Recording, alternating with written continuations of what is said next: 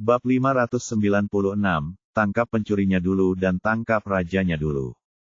Dia telah membunuh banyak orang dengan cara ini sebelumnya, dan dia tahu bahwa jika itu adalah mulut seseorang, akan terasa hangat ketika dia menutupinya.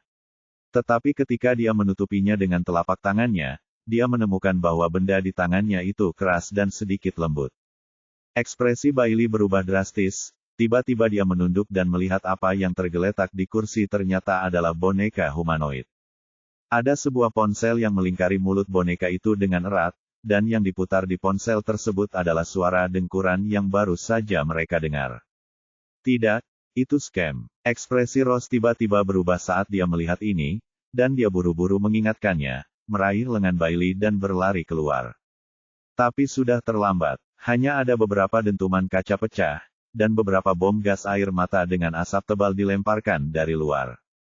Ekspresi Ross dan Bailey tiba-tiba berubah. Mereka buru-buru membungkuk, keluar dari ruang kerja, dan bergegas ke aula. Tetapi pada saat yang sama, beberapa suara pecahan kaca terdengar di aula, dan asap tebal tiba-tiba memenuhi ruangan. Batuk, batuk, batuk. Ross dan Bailey menarik lengan baju mereka untuk menutupi wajah mereka. Namun bau asap yang menyengat dan menyengat masih membuat mereka tersedak hingga menangis dan terus terbatuk-batuk. Pada saat ini, tiba-tiba terdengar suara langkah kaki yang keras di luar pintu, dan beberapa sosok yang mengenakan masker gas terlihat bergegas ke arah mereka di tengah asap tebal, masing-masing memegang batang baja di tangannya.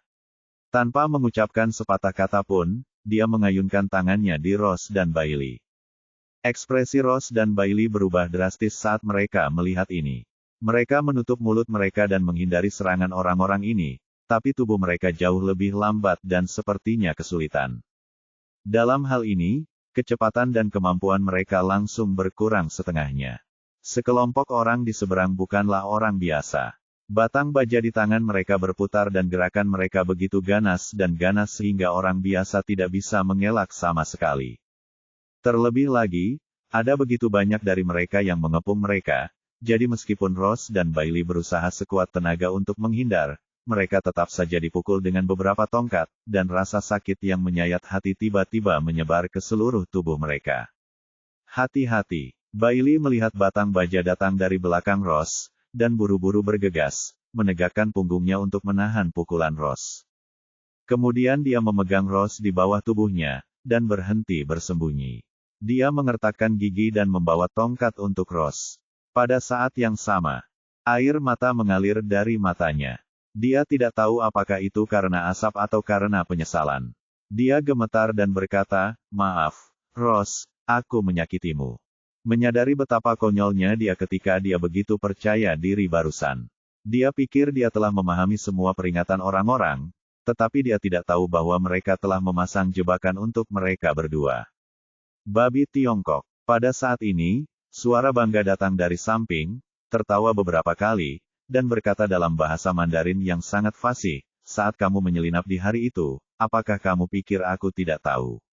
Aku sengaja membujukmu ke dalam perangkap, idiot.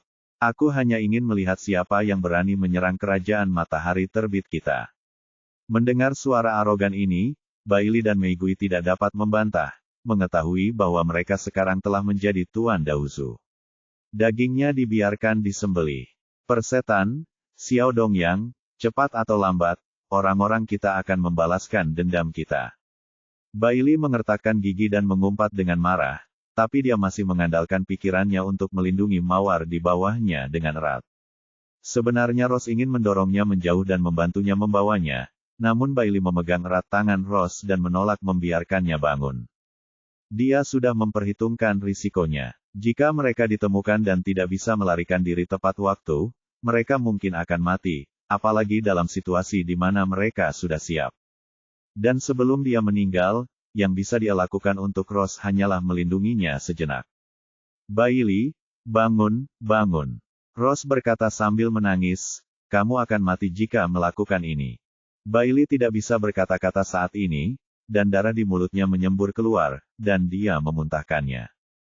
"Jiarong!" Ross tanpa sadar berteriak kepada Lin Yu ketika dia putus asa. "Ini dia." Begitu dia menyelesaikan kata-katanya, teriakan dingin datang, dan sesosok tubuh tiba-tiba masuk dari asap yang samar-samar menghilang. Sosok itu tiba-tiba mengangkat tangannya, dan beberapa sinar cahaya dingin tiba-tiba keluar, mengenai Rose di tengah. Lutut orang-orang di dekatnya merasakan sakit di lututnya, dan mereka berlutut di tanah dengan bunyi gedebuk. Tiba-tiba mereka merasa mati rasa di sekujur tubuh, tidak bisa bergerak. Hati Rose tiba-tiba terasa bersemangat. Ketika dia melihat ke atas, dia bisa mengenali bahwa Lin Yu lah yang bergegas masuk. Lin Yu tidak ragu-ragu sama sekali. Setelah beberapa jarum perak diayunkan, dia dengan cepat bergegas menuju salah satu sosok hitam dan menendang dengan cepat dan tajam, tepat di dada sosok hitam itu. Sosok hitam itu adalah kapten yang baru saja berbicara. Menghadapi Lin Yu yang tiba-tiba menerobos masuk, wajahnya sangat tenang, tanpa rasa panik. Melihat Lin Yu menendang dadanya dengan kekuatan dan beban yang besar, dia tersenyum tipis, tanpa ada niat untuk menghindar, dan berkata dengan dingin, "Saya benar-benar tidak tahu apakah harus hidup atau mati." Begitu dia selesai berbicara, kedua tangannya yang besar seperti tang tiba-tiba meraih kaki Lin Yu yang ditendang.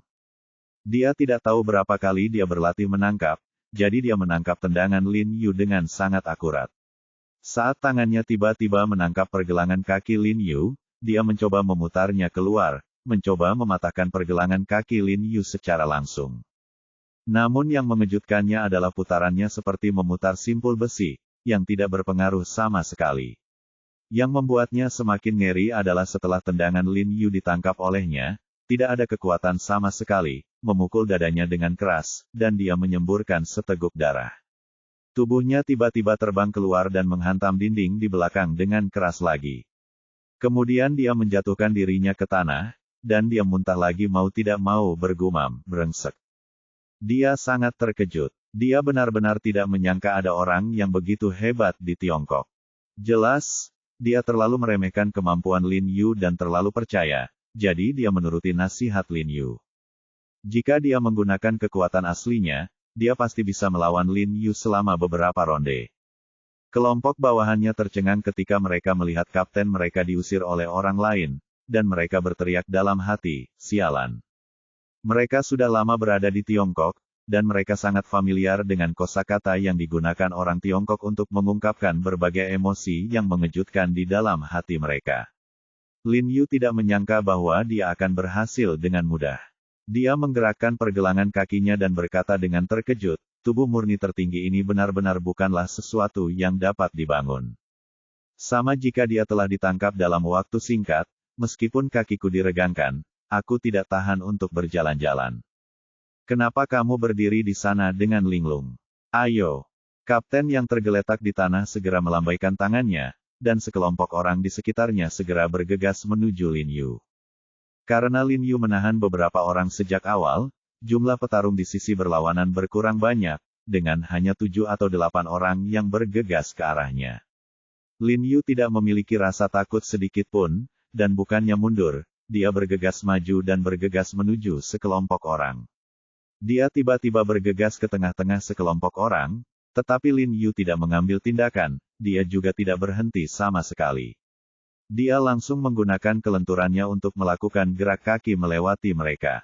Sekelompok orang tiba-tiba terkejut, dan tiba-tiba menoleh ke belakang.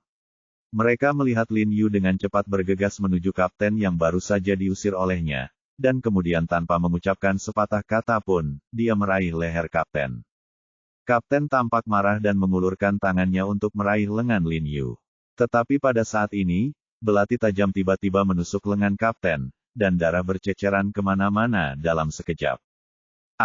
Kapten tidak bisa menahan diri untuk tidak melolong, tapi dia dengan cepat mengertakkan gigi dan mengenalinya dengan keras. Wajahnya memerah karena menahannya, dan butiran keringat mengalir di dahinya, dan dia menoleh. Saat itu, dia melihat Rose berlari ke arahnya tanpa menyadarinya, dengan wajah sedingin es. Dia menatapnya dan berkata dengan suara dingin, "Pisau ini untuk temanku." Dia mencabutnya tiba-tiba. Pisau itu kembali menusuk luka sang kapten dengan keras. Puff! Terdengar lagi suara senjata tajam menusuk daging. Dirangsang oleh rasa sakit yang hebat, wajah sang kapten tiba-tiba menjadi sangat berubah, urat-urat muncul di dahinya, dan gigi di mulutnya hampir patah. Pisau ini untuk semua orang China yang telah dihina olehmu. Kata Ross dingin tanpa ada emosi dalam suaranya. Bab 597 Bisakah kamu memanggilku kakek? Kapten Eguchi. Melihat kapten mereka dihina, anggota organisasi Shenmue di sekitarnya menjadi marah, berteriak dengan marah, dan segera mengelilinginya. Jika kamu tidak ingin dia mati, kembalilah dengan patuh. Lin Yu berteriak pada mereka, meraih leher Kapten Jiangkou di depannya, tersenyum tenang pada anggota organisasi Shenmue di seberang, dan berkata dia siap untuk menghancurkan leher kapten mereka. Wajah orang-orang di organisasi Shenmue berubah seketika ketika mereka melihatnya, dan mereka tiba-tiba berhenti, seolah-olah mereka sangat mengkhawatirkan keselamatan kapten mereka. Lin Yu mengangguk puas saat melihat ini, melambaikan tangannya, dan menyebarkan asap yang perlahan memudar di depan matanya. Dia merasa sedikit beruntung di dalam hatinya orang-orang dalam kekacauan. Membuktikan pepatah mengatakan, tangkap pencurinya dulu, tangkap rajanya. Ini memberi saya keuntungan besar, dan saya tidak perlu khawatir berurusan dengan orang-orang ini lagi. Karena Bailey tidak membiarkan Lin Yu mendekati villa, Lin Yu berada agak jauh dari halaman dan tidak segera mendengar gerakan di dalam. Setelah dia menemukan kelainan dan bergegas masuk, dia kebetulan mendengar teriakan Ross, meskipun itu sedikit terlambat, tapi untungnya masih terlambat, setidaknya Bailey dan Ross tidak kehilangan nyawa. Bunuh mereka, bunuh mereka.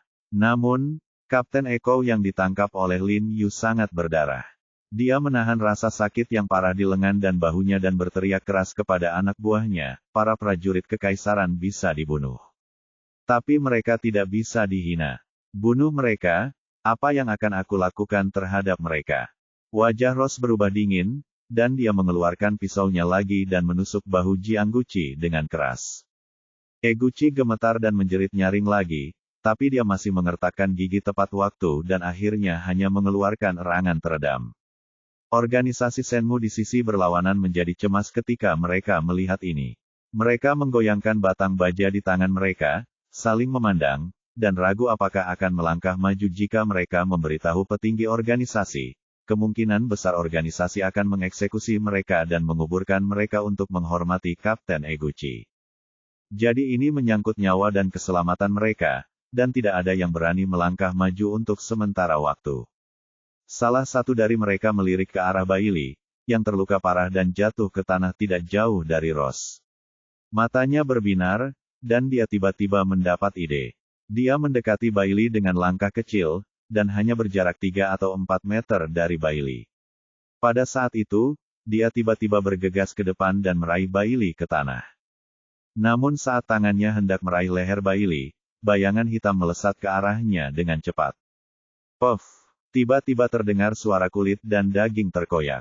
Lengannya terlempar ke samping karena kekuatan yang sangat besar perasaan memilukan di lengannya. Sakitnya paru-paru yang terbelah. Ah! Tiba-tiba dia berteriak dengan sedih. Dia mengangkat lengannya dan melihat bahwa yang tersangkut di tangannya adalah batang baja yang telah hilang dari temannya tadi.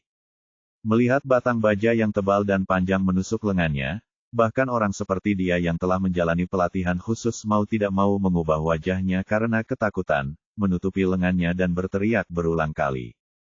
Lin Yu menatap pria yang ditusuk itu dengan dingin, dan mencibir dengan jijik, mempermainkan pria itu dan mencari kematian. Anggota lain dari organisasi Shenmue di samping tidak bisa menahan nafas ketika mereka melihat adegan ini. Mereka bahkan tidak melihat dengan jelas bagaimana Lin Yu mengambil tindakan sekarang. Lihat dia, Lin Yu membenturkan sikunya ke lubang mati rasa di pinggang Jiangkou, membuatnya tidak bisa bergerak. Dia menyerahkannya kepada Ross, lalu dengan cepat bergegas ke samping Bailey dan membantunya denyut nadi di tangan Bailey, mengerutkan kening, dan berkata dengan suara yang dalam, dia terluka parah, dan itu luka dalam. Jantung Ross tiba-tiba bergetar, dan dia berbalik dan memohon kepada Lin Yu dengan suara rendah, Jiarong, tolong selamatkan dia segalanya untukku. Lin Yu mengangguk dan setuju. Sebenarnya, dia akan menyelamatkan Bailey tanpa kata-kata Ross, tapi melihat kekhawatiran Ross Bailey, dia tiba-tiba merasakan rasa asam yang aneh di hatinya. Kita harus mengembalikan semuanya secepat mungkin. Lin Yu berkata dengan suara yang dalam. Ada obat-obatan siap pakai di klinik medisku yang dapat mengobatinya. Biarkan Bailey bersandar padanya di dinding. Oke. Rose mengangguk, dengan kuat merobek kerah Jiang Guqi, dan menusukkan belati di tangannya dengan keras ke leher Jiang Guqi. Dia melirik sisa anggota organisasi Shenmu di seberangnya dan merasa sedikit khawatir. Jika sekelompok orang ini menyerang mereka dengan putus asa, maka dia dan Lin Yu mungkin tidak dapat menghadapi mereka untuk sementara waktu. Baga, Guqi berteriak pada dirinya sendiri dengan seluruh kekuatannya, prajurit kerajaan matahari terbit tidak pernah takut mati. Ayo, bunuh mereka. Sebagai pejuang kerajaan matahari terbit, kita akan melayani kepentingannya, dari kekaisaran matahari terbit. Kalian semua. Sebelum dia selesai berbicara, dia merasakan sakit yang menusuk di tangannya. Dia tidak bisa menahan untuk membuka mulutnya dan mengaum lagi, dan tubuhnya gemetar hebat seperti tersengat listrik. Lin Yu bergegas kembali ke arahnya pada suatu saat dan menginjak tulang telapak tangan kirinya hingga berkeping-keping. Seperti kata pepatah, 10 jari terhubung ke jantung, dan rasa sakit yang hebat menyebabkan Guqi pingsan. Namun, Lin Yu mencubit orang lain dengan penuh perhatian dan membantunya bangun. Dahi Guqi sudah dipenuhi keringat dingin, rambutnya basah dan menempel di kepalanya. Melalui cahaya redup, terlihat ekspresinya yang sangat menyakitkan. Namun, Jiang Kou masih berkata dengan suara gemetar, dasar idiot, bergerak, lakukanlah. Lin Yu mau tidak mau merasakan sedikit rasa hormat di hatinya ketika dia melihat bahwa Jiang Kou begitu tangguh, tapi tidak ada simpati di wajahnya. Bersikap baik kepada musuh berarti kejam terhadap diri sendiri. Dia tidak bisa menahan diri untuk menambah kekuatan pada kakinya lagi, yang membuat Guqi terdiam kesakitan. Kemudian dia melihat ke arah anggota organisasi Shenmu di seberangnya dan berkata dengan tenang, jika kamu tidak ingin sesuatu terjadi pada kaptenmu, cukup saja, bekerja sama dengan kami. Berbalik, ada yang ingin saya katakan kepada kapten Anda. Saya berjanji selama Anda bekerja sama dengan saya tidak akan pernah membahayakan hidup Anda atau nyawa kapten Anda. Masker gas dan saling memandang lagi. Sekilas, lalu mengangguk, dan perlahan berbalik. 8. Jiang Kou membuka mulutnya untuk mengutuk lagi ketika dia melihat ini, tapi Lin Yu menginjak tangannya dan berbalik lagi, dan dia segera menelan bagian kedua kalimat itu dengan kesakitan. Sama untuk kalian. Lin Yu melirik anggota organisasi di tanah yang terkena jarum perak dan tidak bisa bangun, dan berkata dengan tenang. Orang-orang itu juga menoleh ke arah pintu dengan tangan dan lutut. Tubuh Lin Yu tiba-tiba melesat dengan cepat, telapak tangannya berubah menjadi pisau, dan dia menebas leher orang di depannya dengan keras. Bang, bang, bang. Ada lusinan suara teredam berturut-turut, dan Lin Yu menjatuhkan ke-12 orang ini ke tanah dengan sangat cepat. Babi bodoh, sekelompok babi bodoh. Jiang Kou melihat anak buahnya dirobohkan dengan mudah oleh Lin Yu. Dadanya sakit karena marah, dan dia berteriak dengan suara serak. Kapten Jiang, giliranmu selanjutnya. Lin Yu bertepuk tangan dan berjalan kembali perlahan, dengan senyum bangga di wajahnya begitu lancar. Rose di samping bahkan lebih terkejut dan memandang Lin Yu dengan ngeri. Kekhawatiran terbesar mereka sebelum datang adalah 12 orang Jepang yang berpatroli, dan mereka tahu bahwa jika mereka diperingatkan, mereka pasti akan lolos dari kematian. Tapi apa yang sangat sulit baginya dan Bailey saat ini diselesaikan dengan mudah oleh Lin Yu. Bailey tak bisa menahan senyum pahit melihat pemandangan ini. Ia merasa itu adalah sebuah ironi yang luar biasa. Ternyata perhitungan manusia tidak sebaik perhitungan Tuhan. Ia dengan cermat menyusun rencana optimal selama beberapa hari, namun akhirnya kalah dengan rencana dadakan Lin Yu. Rencana, sederhana, dan kasar, yang sama, pada akhirnya, pemula, inilah yang mengejek, keberanian sembrono, yang menyelamatkan dirinya sendiri, seorang veteran. Lin Yu berjalan ke arah Jiang Kou, berjongkok, menepuk wajah Jiang Kou sambil tersenyum, dan berkata sambil tersenyum, katakan padaku, di mana kamu menyembunyikan barang-barang yang baru saja dikirim geng itu. Rose mendengar ini, dan dia memandang Jiang Guqi dengan ekspresi serius, agak tidak sabar untuk menerima kabar dari Jiang Guqi. Eguchi mengertakkan gigi dan berkata dengan dingin, bunuh aku. Sebagai prajurit kekaisaran matahari terbit, aku lebih baik mati daripada menyerah. Anggur, Ross berteriak dingin, dia mengangkat belati di tangannya lagi.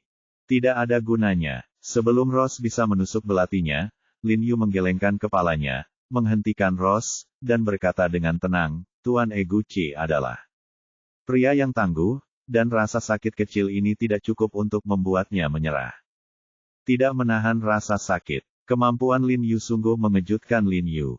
Pantas saja Eguchi menjadi kapten organisasi Shenmue di usia yang begitu muda.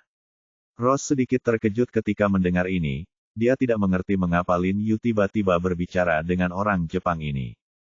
Memang karakter berdarah besi pria Jepang ini terbilang terpuji, namun kini mereka berasal dari dua kubu. Lin Yu seharusnya tidak menunjukkan apresiasi terhadap pria Jepang ini, bukan? Ketika Jiang Kou mendengar Lin Yu sangat memujinya, dia tidak bisa menahan diri untuk tidak mendengus dingin, dan sedikit arogansi muncul di wajahnya.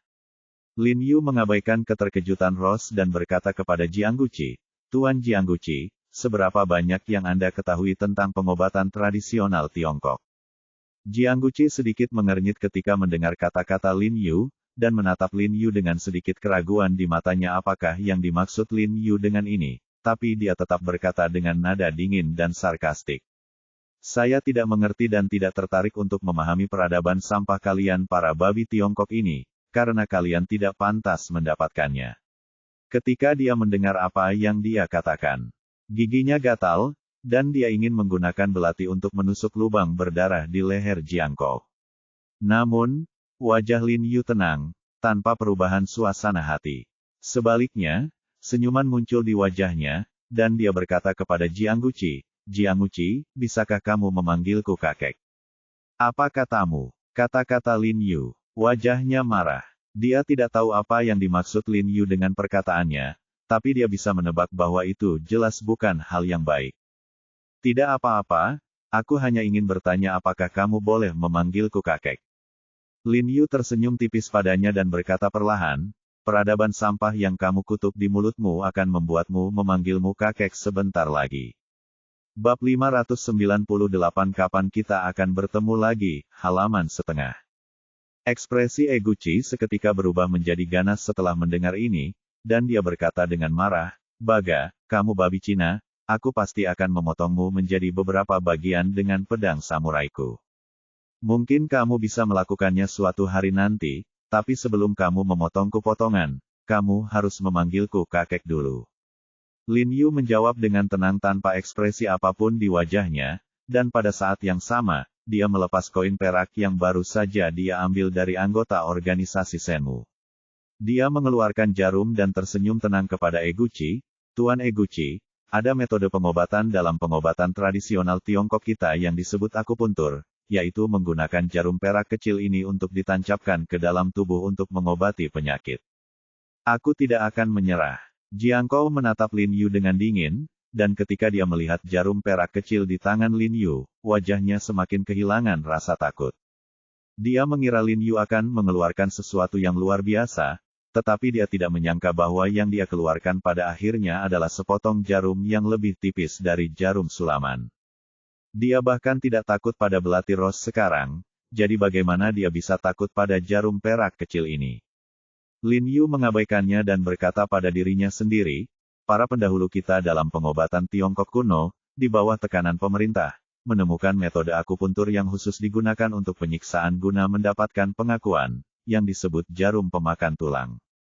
Meskipun jarum pemakan tulang ini adalah tidak digunakan di zaman modern, beberapa di antaranya telah hilang, tetapi kebetulan saya masih sedikit mahir, jadi Tuan Eguchi, Anda sangat beruntung. Lin Yu tersenyum, dan nadanya seolah memberi selamat kepada Eguchi karena memenangkan 5 juta hadiah lotre. Ross juga tertarik dengan kata-kata Lin Yu. Dia menatap Lin Yu dengan matanya yang bersinar tanpa berkedip, bertanya-tanya trik apa yang akan dimainkan oleh adik yang pintar dan licik ini. Hah, itu tidak perlu. Saya menyarankan Anda untuk tidak membuang waktu lagi. Jiang Kou mencibir dingin pada Lin Yu dan berkata tanpa peduli sama sekali. Lin Yu terlalu malas untuk membuang waktu bersamanya. Dengan jentikan jarinya, sudah ada 3 jarum perak di antara jari-jarinya. Lalu dia berjalan langsung ke kaki Jiangkou, melepas sepatu dan kaus kaki Jiangkou, lalu dengan cepat dan rapi memasukkannya, jarum di tangannya. Eguchi hanya merasakan sedikit kesemutan di kakinya, yang tidak sebanding dengan rasa sakit akibat sayatan di tubuhnya dan telapak tangan yang patah. Dia tidak bisa menahan diri untuk tidak berkata dengan sinis, apakah ini akupuntur yang ditemukan oleh kalian babi Cina? Itu hanya untuk garuk gatalku.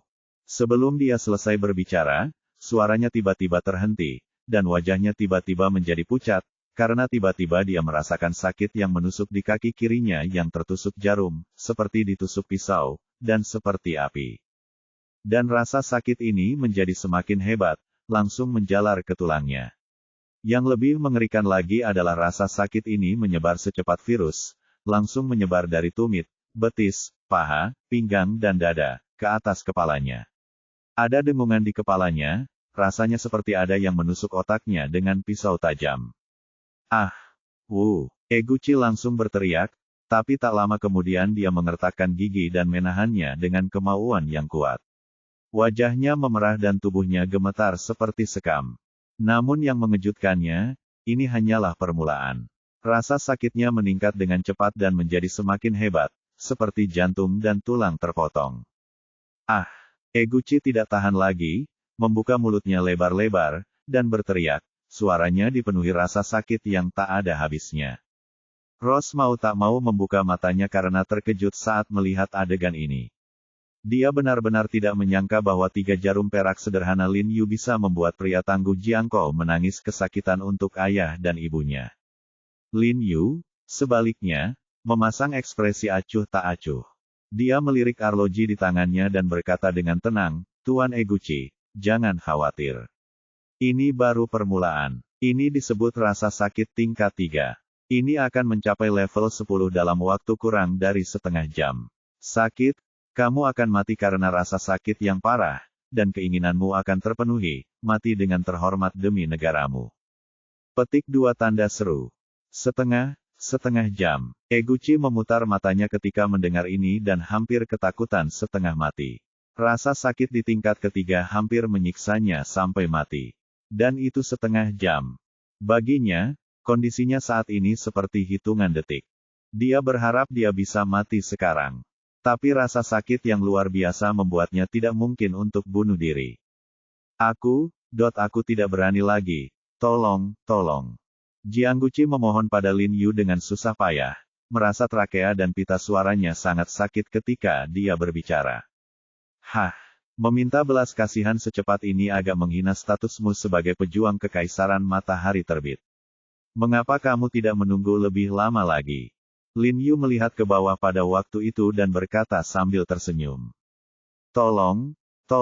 Tubuh Eguchi mulai bergerak-gerak, dan dia terus memutar matanya, wajahnya pucat, dan fitur wajah di wajahnya sangat berubah hingga hampir menyatu. Tidak ada gunanya jika kamu memohon padaku.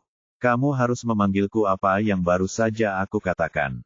Lin Yu menatap Jiangkou dan tersenyum ringan. Kakek, tolong. Kesadaran Jiangguchi akan rasa sakit sedikit bingung saat ini, dan dia tidak peduli dengan martabat atau martabat biarkan saja dia. Dia memanggilnya kakek, dan bahkan jika dia diminta memanggilnya leluhur, dia tidak akan ragu sama sekali. Yah, benar, cucuku sayang. Lin Yu mengangguk dengan sangat membantu, lalu mengangkat alisnya, menunjuk ke arah Mawar dan mengutuk Jiangkou, panggil saja aku kakek, dan itu juga nenekmu. Petik 2.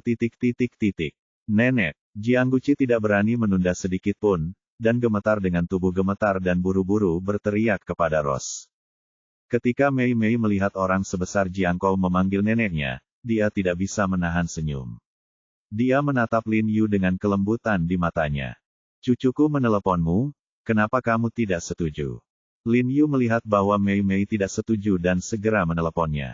Rose menyipitkan matanya dan tersenyum, lalu mengangguk dan berkata, baiklah, adikku, jika kamu ingin menyakitinya sampai mati, maka kita harus menemukannya sendiri. Setelah mendengar ini, Lin Yu mengambil jarum perak dari kaki Jiangkou. Menariknya keluar. Rasa sakit yang parah di tubuh Eguchi tiba-tiba hilang saat jarum perak dicabut. Tubuhnya rileks dan roboh ke tanah, terengah-engah. Seluruh tubuhnya terasa seperti basah kuyup. Baru pada saat itulah dia menyadari betapa kecilnya luka tusuk dan patah tulang di tubuhnya. Baru saja dia merasa seolah-olah telah meninggalkan neraka. Oke, Kapten Jiangguchi, kita terdesak waktu. Tolong bantu kami mengeluarkan barang-barang itu dengan cepat. Lin Yu melihat waktu itu lagi dan mendesak Jiangguchi.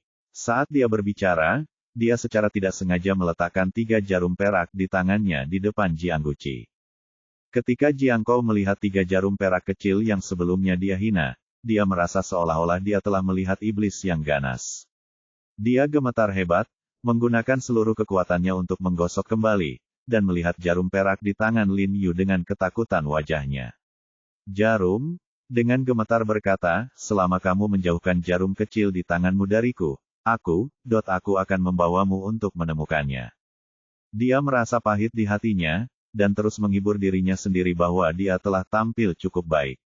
Sial, meskipun para dewa datang dan tertusuk jarum kecil ini, mereka tetap akan menangisi ayah dan ibu. Lin Yu takut dia sedang mempermainkannya, jadi dia menusuk betisnya dengan jarum, lalu menariknya ke atas. Jiangguchi gemetar ketakutan. Melihat tidak ada rasa sakit di betisnya, tapi agak merepotkan untuk berjalan, dia menghela nafas lega dan membawa Lin Yu dan Mei Mei ke dalam ruang belajar. Bab 598 Kapan kita akan bertemu lagi, halaman 2/2. Meja, tolong dorong meja itu menjauh.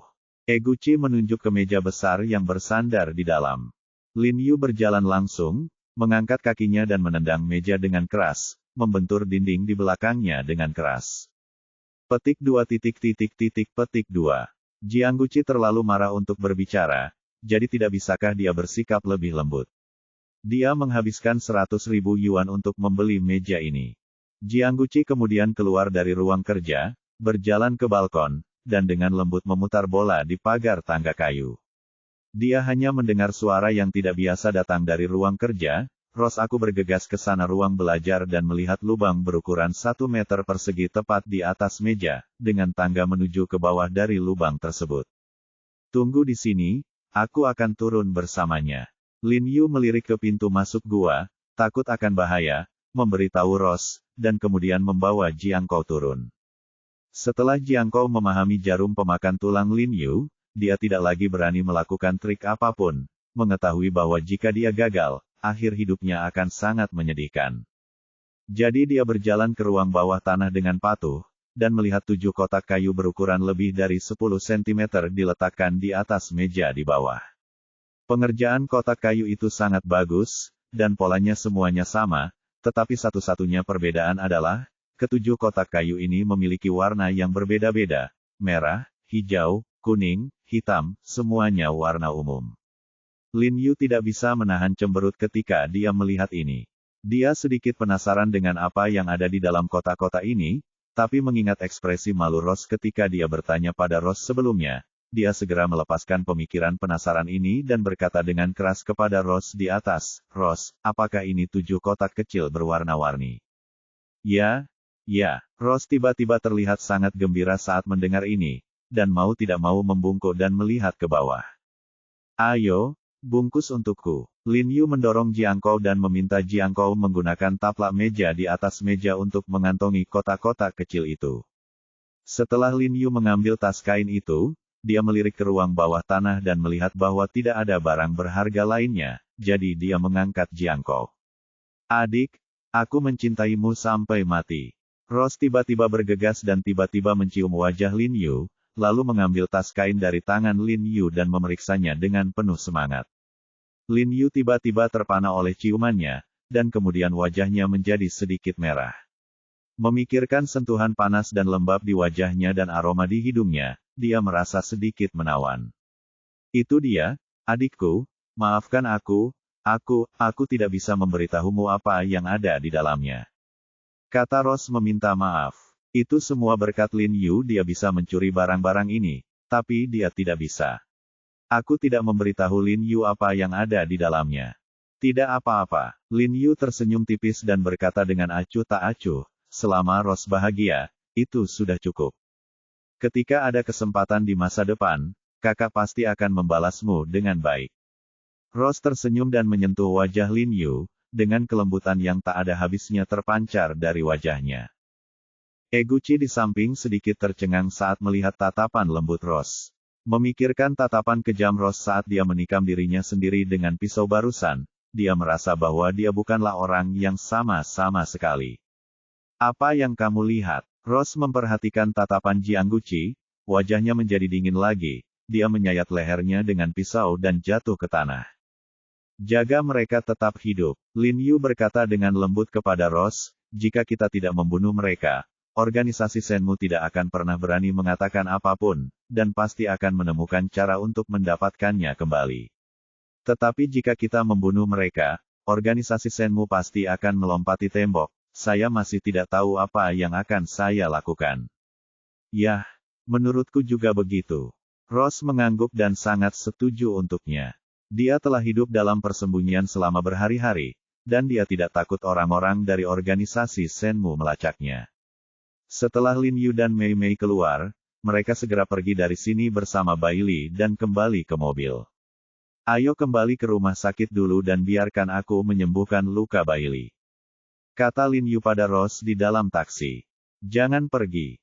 Bailey menatap Lin Yu dengan dingin dan berkata dengan dingin, bahkan jika aku mati, aku tidak membutuhkanmu untuk menyelamatkanku. Dia kebetulan melihat Rose mencium Lin Yu di kamar tadi, dan memberi dia paru-paru. Dia sangat marah sehingga dia secara alami tidak mau membiarkan Lin Yu merawatnya bahkan jika dia mati. Lupakan saja, Jiarong, aku sendiri yang akan membawanya ke dokter. Mei Mei mengetahui temperamen Bailey dan berkata tanpa daya. Baiklah kalau begitu. Lin Yu juga menggelengkan kepalanya tanpa daya. Lagi pula luka Bailey tidak terlalu serius. Selama dia dirawat tepat waktu, itu tidak akan menjadi masalah besar.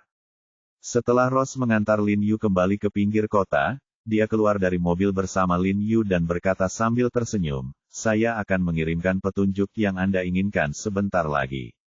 Oke. Pada Rose, dia berkata dengan senyum di wajahnya, dan sedikit keengganan di matanya.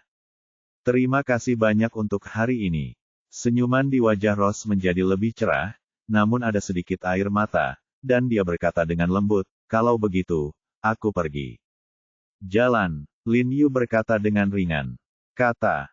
Rose mengangguk, lalu berbalik dan berjalan menuju mobil. Itu. Lin Yuin mau tidak mau membuka mulutnya dan memanggil Rose lagi. Rose berhenti dengan tergesa-gesa, berbalik dan menatap Lin Yu, seolah dia sedang menunggu Lin Yu meneleponnya kapan saja. Yah, kapan kita bisa bertemu lagi? Lin Yu menatapnya, berpura-pura tersenyum bebas. Apa, harga emas telah meningkat tajam sekarang, aku ingin mengembalikan kunci emasmu padamu. Bab 599 Sebuah Janji. Ketika beberapa perasaan perlu ditekan dan tidak dapat diungkapkan secara langsung, alasan yang tidak masuk akal bisa menjadi cara terbaik untuk menutup-nutupi. Entah kapan, tapi nama Mawar telah terpatri dalam di hati Lin Yu. Perasaannya tidak terlalu bergairah, tapi selalu melekat di hatinya. Apalagi saat perpisahan datang lagi, mau tak mau dia merasakan rasa sedih dan enggan dalam hatinya. Dia sangat ingin Rose tetap tinggal, dan ingin Rose tinggal berdua bersama dia dan keluarganya, tapi dia tahu ada orang yang tidak bisa dipertahankan, jadi dia tidak meminta untuk tinggal, dia hanya bertanya kapan dia bisa bertemu lagi. Rose sepertinya telah menyadari kelembutan dalam senyuman Lin Yu yang bebas dan santai. Hatinya sepertinya terkena sesuatu. Dia tiba-tiba gemetar, memiringkan kepalanya dan tersenyum licik pada Lin Yu, dan berkata dengan bercanda, kalau begitu kamu harus membantuku. Jaga agar tetap aman. Saat aku tidak punya apa-apa di masa depan, inilah satu-satunya harapanku untuk kembali. Tidak masalah, jika kamu tidak punya apa-apa, aku akan mendukungmu. Lin Yu tersenyum ringan dan berkata dengan lembut. Rose sedikit terkejut ketika mendengar kata-kata itu, lalu dia terkekeh dan berkata dengan nada menggoda, adik, mulutmu manis sekali. Kakakku hampir tertipu olehmu, tapi apa yang kamu katakan sangat bagus, bertahan lebih lama, aku pasti akan mengandalkanmu. Saya berharap kalian semua, kata Lin Yu sambil tersenyum tipis. Selamat tinggal, adik kecil. Rose tersenyum dan melambai kepada Lin Yu. Kakak akan melakukan sesuatu yang besar. Emosi melonjak dalam hatinya dan berlangsung tanpa henti. Faktanya, dia tidak memiliki apa-apa sejak Xiaozi meninggal, tapi sekarang, dia memiliki sesuatu untuk diandalkan lagi, janji Lin Yu. Dan janji ini tiba-tiba memberinya kehangatan yang mendalam di hatinya, dan seluruh tubuhnya dipenuhi dengan keberanian untuk maju. Masa depan suram di hatinya tiba-tiba menjadi lebih cerah, karena dia tahu kemana dia akan pergi setelah membalaskan dendam kakaknya. Mungkin seperti yang dikatakan Lin Yu, cepat atau lambat mereka akan pergi bersama. Karena dia takut Lin Yu akan melihat air mata di wajahnya, Rose tidak pernah menoleh ke belakang sejak dia masuk ke dalam mobil hingga dia pergi. Lin Yu berdiri di sana dan memperhatikan Rose pergi. Hingga lampu mobil akhirnya menghilang dalam kegelapan, Lin Yu masih enggan untuk pergi. Tampaknya kata-kata lembut di mulut Rose masih melekat di telinganya, dan sepertinya begitu menawan keharuman mawar masih melekat di telinganya. Pada saat ini, ponsel Lin Yu tiba-tiba berdering, itu adalah panggilan Li Zhensheng. Hati Lin Yu bergetar, dan kemudian dia ingat meminta Li Zhensheng untuk mengirim Bai Rentu ke rumah sakit ujung telepon yang lain. Hei, saudara Li, apa kabar? Hidupku terselamatkan, sama dengan tuan kedua dari keluarga He. Hampir beracun. Benar saja, ekspresi Lin Yu memadat. Sepertinya hasil investigasi Rose memang benar. Toyotomi dan gengnya memang diorganisir oleh Shenmue. Tapi Lin Yu tidak menyangka bahwa Toyotomi dan kelompoknya begitu berbahaya dan kejam sehingga mereka akan meredam racun di pisau mereka. Terima kasih atas kerja kerasmu, saudara Li. Mohon tunggu di rumah sakit sebentar. Aku akan datang mencarimu sekarang. Lin Yu berkata dengan suara yang dalam. Untungnya, dia telah terkena racun aneh ini beberapa kali, dan dia tidak lagi terkejut saat ini. Tuan, tunggu sebentar. Li Zhensheng buru-buru memanggil Lin Yu, suaranya tiba-tiba sedikit merendah, dan dia bertanya dengan mendesak, Tuan, identitas orang ini tidak sederhana, bukan? Jika tebakan saya benar, dia sangat kuat. Mungkin pembunuh 100 orang yang menempati peringkat ketiga dalam peringkat organisasi pembunuh dunia. Lin Yu cukup terkejut ketika mendengar ini. Melihat Li Zhensheng telah menebaknya, dia tidak menyembunyikannya dan berkata sambil tersenyum, benar, saudara Li, bagaimana caramu melakukannya? Mengenali dia. Meskipun Lin Yu pernah mendengar tentang Bai Rentu sebelumnya, identitasnya sangat rahasia, dan hanya sedikit orang yang pernah melihat wajah aslinya, jadi Lin Yu tidak bisa tidak bertanya-tanya bagaimana caranya. Li Zhensheng bisa mengenali Bai Rentu. Saat saya sedang misi ke luar negeri, saya pergi untuk menangkap seorang pengedar narkoba besar bersama rekan satu tim saya. Kebetulan yang ingin kami tangkap adalah orang yang akan dibunuh dalam pembantaian 100 orang. Kami bertemu satu sama lain saat itu. Ya. Li Zhensheng mengerutkan kening, wajahnya serius, dan ingatannya kembali ke situasi ketika dia melakukan misi, dan dia berkata dengan sungguh-sungguh, ketika kami bertemu dengannya, dia telah membunuh pengedar narkoba, dan kedua belah pihak kebetulan bertemu langsung. Kami segera melepaskan beberapa tembakan ke arahnya, tetapi kami tidak menyakitinya karena keterampilannya sangat cepat. Sudah hilang. Saya merasa keahliannya mungkin sama dengan langkah-langkahnya hampir sama. Sampai hari ini, Li Zhensheng masih terkejut ketika memikirkannya. Saudara Li, kamu memang memiliki penglihatan yang bagus. Sejujurnya, keterampilannya memang hampir sama dengan saudara Bu. Kata Lin Yu sambil tersenyum tipis. Tuan, karena dia benar-benar membantai ratusan orang, kita tidak bisa tinggal di rumah sakit ini lagi. Li Zhensheng berkata dengan suara rendah, saya tidak tahu apa yang terjadi malam ini. Apakah ada seseorang yang datang dari militer gedung rawat inap intelijen nanti? Anak muda, jika mereka menemukan ratusan orang dibantai di sini, mereka pasti akan datang dan menangkap mereka. Meskipun Li Zhensheng tidak tahu apa yang terjadi antara Lin Yu dan 100 orang itu, dia juga tidak tahu mengapa Lin Yu ingin menyelamatkannya. Tetapi karena Lin Yu menyerahkan orang itu kepadanya, dia secara alami harus melindungi keselamatan orang tersebut. 100 orang tuh. Ya, kenapa aku melupakan ini? Jika seseorang dari kantor intelijen militer mengetahuinya, itu akan sangat merepotkan. Lin Yu pada awalnya hanya fokus menyelamatkan ratusan orang untuk dibantai, melupakan orang-orang dari kantor intelijen militer masih dalam masa pemulihan dari luka-luka mereka di rumah sakit umum daerah militer. Dalam hal ini, Saudara Li, saya akan menelepon Dekan Zhao sekarang dan memintanya mengirim ambulans untuk membawa Anda dan Bai Rentu kembali ke rumah sakit. Ambulans dikirim untuk membawa Li Zhensheng dan Bai Rentu kembali ke Aula Huiseng melalui pintu belakang. Zhao Zongji sangat pintar. Dia bahkan tidak menanyakan identitas pasien dan hanya mengangguk setuju. Kemudian Lin Yu memanggil mobil dan langsung bergegas ke rumah sakit. Dalam perjalanan ke klinik medis, Ross tiba-tiba mengirimi dirinya sebuah alamat. Pada saat yang sama, kata Ling Xiao tertulis di belakang alamat itu, yang merupakan petunjuk yang dijanjikan Ross kepada Lin Yu. Mata Lin Yu berbinar, dan dia tahu bahwa alamat yang diberikan oleh Mei Mei mungkin adalah kediaman tempat Ling Xiao bersembunyi saat ini, dan dia merasa bersemangat. Anda harus tahu bahwa Ling Xiao adalah pembunuh langsung yang menggunakan token giok itu bunuh almarhum, dan dia adalah murid utama iblis tua.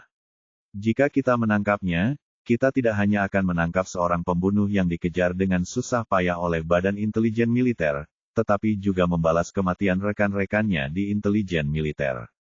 Agensi. Lebih penting lagi, kita juga akan bisa menanyakan pertanyaan dari mulutnya. Penangkapan tuan jahat besar itu tentu saja sudah dekat. Tidak heran Ross memberitahu Lin Yu bahwa dia dapat kembali ke kantor intelijen militer dengan informasi ini. Bagi kantor intelijen militer, ini jelas merupakan informasi yang sangat penting. Tapi melihat pesan di ponselnya, Lin Yu tiba-tiba mengerutkan kening. Dia tiba-tiba memikirkan sesuatu dan merasa curiga. Bukankah Ross selalu ingin membunuh Ling Xiao dan Tuan Iblis Besar dengan tangannya sendiri? Berikan saja informasinya kepada diri Anda sendiri. Mungkinkah, dia sendiri mengetahui keberadaan Tuan Iblis Besar? Apakah kamu akan membalas dendam pada Tuan Iblis Besar itu? Hati Lin Yu bergetar ketika memikirkan hal ini, dan dia tiba-tiba mengepalkan tinjunya. Dia tidak menyalahkan Ross karena tidak memberinya informasi yang paling penting, tetapi dia mengkhawatirkan keselamatan Ross. Ada begitu banyak orang di badan intelijen militer yang tidak bisa menghadapi iblis besar. Dengan Ross dan beberapa pembantu di sekitarnya, bagaimana mereka bisa mengalahkan iblis besar? Lin Yu tidak ragu-ragu sama sekali, dan dengan cepat memutar nomor telepon yang mengirim pesan teks, tetapi seperti yang dia duga, sinyal sibuk bahwa telepon dimatikan datang dari ujung sana. Ini adalah gaya Ross yang biasa. Untuk menyembunyikan dirinya dengan lebih baik, dia hampir selalu mengganti kartu ponselnya. Lin Yu melihat segala sesuatu yang gelap di luar jendela, dengan sedikit kesedihan di hatinya. Satu-satunya hal yang bisa dia lakukan sekarang adalah berdoa agar tebakannya salah, dan agar Ross tidak mengetahui keberadaan Tuan Iblis Besar itu. Dengan cara ini, dia juga tidak akan ada bahaya yang mengancam nyawa. Setelah Lin Yu kembali ke klinik medis, Li Zhensheng dan Bai Rentu telah kembali. Meski luka Bai Rentu sudah diobati, namun akibat bisa dan lukanya yang parah, Bai Rentu masih dalam keadaan koma. Saudara Li, ambilkan es batu dan bantu dia menenangkan diri. Lin Yu bahkan tidak perlu menguji denyut nadinya untuk mengetahui apa yang sedang dilakukan Bai Rentu. Dia langsung memerintahkan Li Zhensheng, lalu segera mengeluarkan jarum perak dan membantu Bai Rentu memulai akupuntur. Karena dia telah merawat siang nantian dan He berturut-turut karena racun aneh ini, Lin Yu sangat mengenalnya kali ini. Setiap suntikan dilakukan dengan cepat dan akurat, dan karena Bai Rentu diracuni untuk waktu yang singkat, racun itu didetoksifikasi secara alami jauh lebih mudah. Setelah beberapa kali disuntik, kulit Bai Rentu memang membaik, dan wajahnya yang pucat menjadi merona.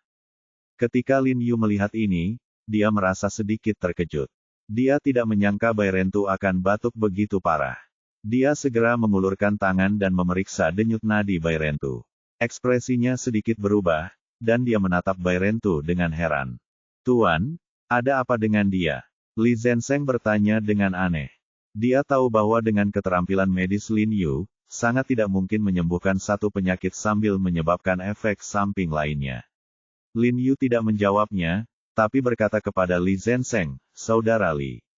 Ikuti resep obat batuk yang saya tulis terakhir kali berdasarkan burung. Haluskan sirup, dan minumlah untuknya sebentar. Petik 2. Zenseng buru-buru dia setuju dan segera berbalik untuk pergi ke resep. Batuk, batuk, batuk. Bairentu kembali terbatuk-batuk dengan keras. Dari suaranya terdengar batuk yang sangat dalam dan suaranya yang sangat kental, yang membuat seluruh tubuhnya sedikit gemetar. Ding bell. Saat tubuhnya bergetar, benda berwarna putih keperakan tiba-tiba jatuh dari sakunya. Lin Yu mengikuti suara itu tanpa sadar. Setelah dia melihat benda itu di tanah dengan jelas, ekspresinya tiba-tiba berubah, dan dia menatap Bairentu dengan sedikit terkejut. Bab 600 Aku berhutang nyawa padamu. Lin Yu membungkuk dan mengambil benda berwarna putih keperakan di tanah. Saya melihat bahwa ini adalah tombol foto yang dibuat dengan sangat halus, dengan foto seorang gadis kecil tertanam di dalamnya. Gadis kecil di foto itu tampaknya baru berusia 10 tahun. Dia berkulit kuning dan bermata gelap. Lin Yu memandang gadis kecil dengan senyum cerah di tangannya, dan kemudian menatap Bairentu. Dia merasa sedikit terkejut. Apa yang dibawa oleh seorang pembunuh bayaran bukanlah pisau atau pistol, tetapi sebuah foto. Mungkin bagi Bairentu, foto ini memberinya bantuan yang sama besarnya dengan pedang atau pistol. Lin Yu dengan lembut memasukkan kembali kancing foto di tangannya ke dalam saku Bairentu, bertanya-tanya, mungkinkah gadis kecil di foto itu adalah putri Bairentu? Tapi sekarang dia sudah punya anak perempuan sendiri, kenapa tidak bersama putrinya sendiri? Mengapa mempertaruhkan hidup Anda? Lin Yu tahu bahwa harga untuk membunuh 100 orang tidaklah murah. Dia pasti menghasilkan banyak uang selama bertahun-tahun. Karena tidak ada kekurangan uang, mengapa dia masih menjalani kehidupan yang berbahaya? Mungkinkah gadis kecil ini sudah meninggal? Lin Yu menghela nafas pelan dan menggelengkan kepalanya. Melihat Bairentu yang berwajah kurus, dia menyesali bahwa hidup ini tidak mudah bagi siapapun. Setelah bubur digiling, Li Zenseng masuk dengan cepat dan duduk di sebelah Bairentu. Sambil membantu Bairentu menuangkan bubur, dia berkata kepada Lin Yu, "Tuan, Anda belum istirahat sepanjang malam. Tidurlah. Saya akan istirahat, awasi dia di sini. Jika terjadi sesuatu, aku akan memberitahumu tepat waktu." "Baiklah, terima kasih atas kerja kerasmu, Saudara Li." Lin Yu tidak menolak dan begadang selama hampir sehari. Di malam hari, dia terjaga, ngantuk banget. Pokoknya luka di tubuh Bairentu sudah dirawat secara kasar di rumah sakit, jadi tidak ada yang perlu dikhawatirkan. Dia langsung bangun dan pergi ke rumah Li Zenseng untuk tertidur. Karena Lin Yu sibuk sepanjang malam, dan seorang pembunuh kelas dunia yang telah dibantai oleh ratusan orang ada di sini, tidak nyaman bagi orang-orang untuk datang menemui dokter. Jadi Li Zenseng mengadakan, mundur dan istirahat, menandatangani di pintu saat fajar, dan pada saat yang sama memberi Dou Xinyi saya mengirim pesan teks yang memberitahunya bahwa dia tidak perlu masuk kerja hari ini. Karena tidak ada yang mengganggunya, Lin Yu tidur sangat nyenyak, dan dia tidur sampai tengah hari. Dalam keadaan linglung, dia mendengar perselisihan dan keributan datang dari luar. Dia tiba-tiba sadar. Dia buru-buru bangun dan bergegas ke kamar. Saya melihat Bairentu, yang terluka parah tadi malam, terbangun saat ini. Dan dia bahkan berdiri dengan goyah. Lin Yu melihat tubuh Bairentu yang sedikit kurus dan lemah, dan terkejut di dalam hatinya. Setelah menderita luka yang begitu serius, dia bisa bangun dan bahkan berdiri setelah istirahat malam. Namun, meskipun Bairentu terbangun, wajahnya pucat dan pucat, dia terlihat sedikit lemah, langkahnya terhuyung-huyung, dan dia hampir tidak bisa berdiri. Dalam keadaan ini, dia dengan ragu-ragu bergerak keluar. "Apa yang ingin kamu lakukan? Pergi ke toilet." Lin Yu buru-buru berteriak padanya, berpura-pura datang membantunya, "Saya akan mengantarmu ke sana." Petik 2. Mengerutkan kening dan berkata dengan cemas. Dia berkata, alasan mengapa dia berteriak tadi adalah untuk membujuk ratusan orang untuk membantai. Meninggalkan. Lin Yu menatap Bairentu dengan heran, agak bingung. "Itu kamu." Bairentu melirik Lin Yu dan berkata dengan lemah, tampak sedikit terkejut. Lalu dia teringat bahwa Lin Yu mengirim seseorang untuk membawanya ke rumah sakit tadi malam.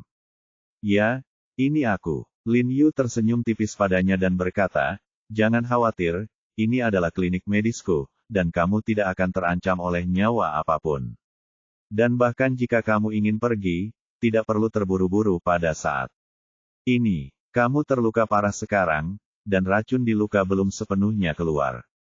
Kamu membutuhkan aku untuk membantumu dengan akupuntur selama beberapa hari dan istirahat di tempat tidur selama beberapa hari. Itu adalah luka pisau sederhana, Lin Yu bisa saja menggunakan agen hemostatik yang dia kembangkan. Salep otot memungkinkan lukanya sembuh dengan cepat, tetapi Bai Rentu diracuni oleh jaringan pohon suci, dan dia harus mengeluarkan semua racunnya sebelum dia bisa menggunakan obatnya. Cara terbaik untuk mengeluarkan racun adalah dengan menggunakan akupuntur, tetapi ini adalah pekerjaan yang lambat. Bahkan jika Bai Rentu diracuni untuk waktu yang singkat, itu masih membutuhkan waktu. Tidak perlu, aku harus pergi dari sini sekarang. Bai Rentu menggelengkan kepalanya dengan wajah tegas dan berkata dengan dingin, aku berhutang nyawa padamu. Di masa depan, kamu bisa memberitahuku secara langsung nyawa siapapun yang kamu inginkan, meskipun itu nyawaku sendiri. Ekspresi Li Zenseng sedikit berubah ketika dia mendengar ini. Mendengar kata-kata terakhir Bai Rentu, dia menatap Bai Rentu dengan heran. Dia tidak menyangka orang ini begitu kejam padanya. Setelah mengatakan ini, Bai Rentu terhuyung keluar tanpa ragu-ragu. Hei, kamu, kemana kamu bisa pergi seperti ini?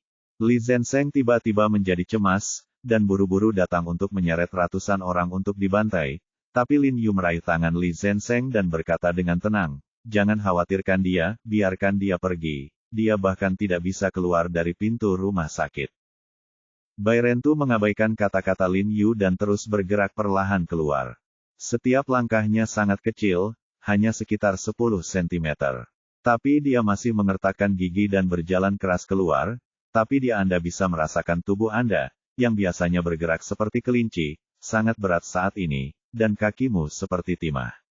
Semakin banyak kamu berjalan, semakin sulit jadinya, nafasmu menjadi lebih cepat, dan ada lapisan tipis rambut di dahimu. Saya berkeringat dingin dan lukanya terasa sakit. Tepat ketika dia berjalan ke pintu, tubuhnya sedikit bergoyang, dan dia tidak bisa menahannya lagi. Penglihatannya menjadi gelap, dan dia jatuh ke tanah dengan bunyi gedebuk. Hei, Li Zenseng menggelengkan kepalanya dan menghela nafas saat melihat ini, dan buru-buru keluar untuk membantu 100 orang membantai. Namun kebetulan Bu Cheng kebetulan sampai di rumah sakit saat ini, ia sedikit mengernyit saat melihat Bai Rentu tergeletak di tanah, lalu mengambil Bai Rentu, membawanya di punggungnya, berjalan cepat ke ruang dalam, dan meraih Bai Rentu. Bai Rentu melemparkannya ke tempat tidur.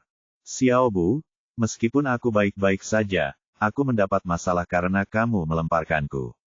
Melihat Bu Cheng telah melemparkannya begitu keras, Li Zenseng buru-buru berjalan ke sisi Bai Rentu, merapikan pakaian Bai Rentu, memeriksa lukanya, dan mengikuti Lin Yu telah berada di sini begitu lama, dan kepribadian asli Li Zenseng yang tajam telah banyak dihaluskan. Dia menjadi semakin seperti setengah dokter, dan dia semakin perhatian terhadap pasiennya. Wajah Bu Cheng dingin, dia memandang Bai Rentu di tempat tidur dan berkata dengan dingin, Tuan, orang ini adalah Bai Rentu yang menduduki peringkat ketiga dalam daftar pembunuh dunia yang Anda simpan tadi malam. Li Zenseng berbicara dengannya di telepon pagi ini, jadi Bu Cheng benar, aku mengerti ini. Ya, Lin Yu sedikit mengangguk. Orang peringkat ketiga di organisasi pembunuh dunia dipukuli hingga berbentuk beruang. Bu Cheng mencibir dan berkata dengan sinis, tentu saja. Reputasinya sia-sia. Dari organisasi Shenmue. Lin Yu berkata dengan ekspresi serius. Organisasi Shenmue. Ekspresi Bu Cheng tiba-tiba berubah. Dia sangat sensitif terhadap kata-kata, organisasi Shenmue. Tentu saja, dia memikirkan Shenmue Koji yang hampir membunuhnya, dan tidak bisa tidak membencinya. Gigi gatal. Li Zenseng di samping terkejut saat mendengar ini dan menoleh dengan rasa ingin tahu. Lin Yu secara singkat berbicara tentang apa yang terjadi tadi malam. Ketika Bu Cheng dan Li Zenseng mendengar bahwa Bai Rentu terluka parah demi menjaga martabat Tiongkok, sikap mereka terhadap Bai Rentu agak berubah. Tuan, meskipun kedengarannya sangat memuaskan bagi anak ini untuk membunuh seseorang dari organisasi Shenmue, bagaimanapun juga dia adalah pembunuh yang terkenal di dunia. Jika kami membiarkan dia tinggal di pusat medis kami akan mengambil risiko yang sangat besar. Zenseng berkata dengan ekspresi serius, jadi, saya sarankan kamu menyembuhkannya sesegera mungkin dan mengirimnya pergi. Baiklah. Lin Yu melirik Bai Rentu di tempat tidur, mengangguk dengan ekspresi serius, dan dia mengetahui bahwa tidak baik jika Bai Rentu berlama-lama bersamanya, apalagi ia telah dicopot dari Badan Intelijen Militer. Pada saat ini, ponsel Lin Yu tiba-tiba berdering. Melihat bahwa itu adalah Li Qianying yang menelepon, Lin Yu buru-buru mengangkat panggilan tersebut. Hei, Jiarong, apakah kamu di rumah sakit? Nenek Yuan dan aku akan pergi menemuimu sebentar lagi.